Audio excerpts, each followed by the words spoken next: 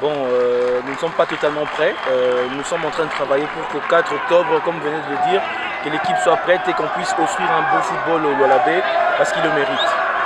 On est dans une politique où nous travaillons sur le long terme et aussi avoir des résultats dans le court terme parce qu'il ne faut pas faire attendre tous les fanatiques, les kamikazes jusque dans 2 ans, dans 3 ans pour espérer de grandes choses. On veut déjà d'entrée de jeu leur donner déjà le goût du haut niveau et ça demande une certaine expérience internationale comme locale.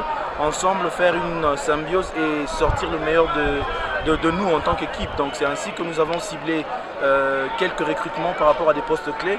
Nous connaissons un peu comment fonctionne le football en RDC. Il y a ces postes-là à qui on veut confier forcément aux étrangers. Il y a d'autres où on va laisser peut-être l'exclusivité, bien que dans le football l'exclusivité n'existe pas.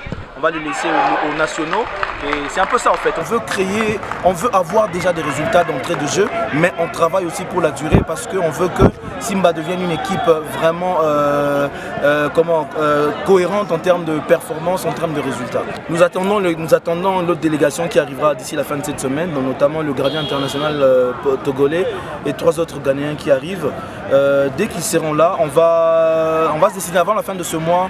Vous aurez la liste définitive. C'est vrai que l'idée c'est de rester avec 25, mais nous sommes en train de voir parce que contrairement en Europe où quand on reste avec 25, quand il y a peu de joueurs, on peut prendre de l'équipe réserve.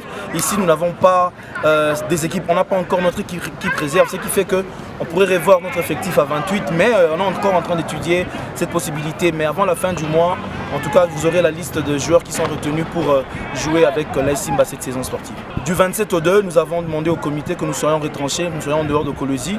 Question de peaufiner un peu les stratégies avant le début du championnat même qui est pressenti pour le 4 octobre. Ce n'est pas une question de moyens, c'est une question de vision en fait. Kolwezi n'est pas moindre, Lualaba n'est pas moindre. Que les Lualabais arrêtent de penser que les étrangers sont seulement faits pour une catégorie de province. Lualaba aussi, un joueur qui soit étranger, local, il est fait pour jouer partout. Donc nous sommes venus avec une ambition, on veut emmener les meilleurs que nous pouvons parce que Lualaba, c'est quasiment 46% du budget national sur le plan économico-financier. Pourquoi en termes de sport et football particulièrement, le Lualaba ne peut pas aussi jouer le premier rôle? C'est ainsi que nous ciblons des joueurs que nous estimons capables de venir aider, en commençant par le coach que nous avons fait venir et les joueurs qui sont en train de venir et les joueurs qui étaient là à l'effectif l'année passée. Lualaba n'est pas là seulement pour regarder les autres équipes signer des étrangers. Pourquoi pas Lualaba? Le football, c'est universel et ceux qui nous tapent à l'œil, on les fait venir pour qu'ensemble on puisse atteindre nos objectifs. Que les Lualabais enlèvent ce complexe-là, soit de supériorité ou d'infériorité, pour croire qu'eux ne peuvent pas faire venir. C'est pas, on n'impressionne personne, on a une vision, on choisit des éléments clés qui pourront nous aider à la réaliser et c'est tout.